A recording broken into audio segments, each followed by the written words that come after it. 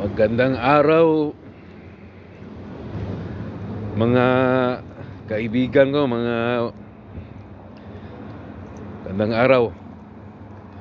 Magkomentaryo tayo sa mga nag-comment parte sa impeachment ni BP Sara. Hindi na nila ginagalang si BP Sara, binubuto ng binubuto ng taong bayan. Ang taong bayan naglagay ni BP Sara, hindi nila ginagalang. Tapos ngayon ang desisyon ng Supreme Court, nabulol eh. Hindi nila rin ginagalang. Nagreklamo rin. Ano bang gusto niyo? Supreme Court, pinakataas-taas ang korte na yan. Ano, matalino pa kayo sa Supreme Court? Supreme Court?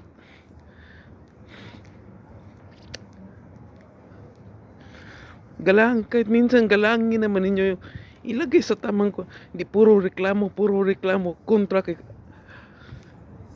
Kung ang desisyon sa Supreme Court pabor sa ma-impeach si Sara, siguro tuwang-tuwa kayo. Ano na ba yan? Puro lang against.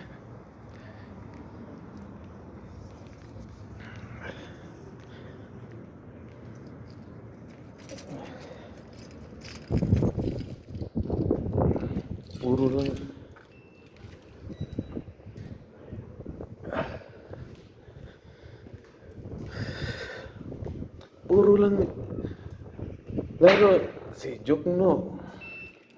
Iwan ko, magaling bang abogado yan? Hindi naman na kilalang abogado yan. Si Laila de Lima, may senador rin nagreklamo, nag-against. Hindi naman abogado. Mas maganda pa si Yusek Castro. Nagsasabi pa nga galangin ang desisyon ng Supreme Court. Saludo ako dyan, Tony Castro. Sige na.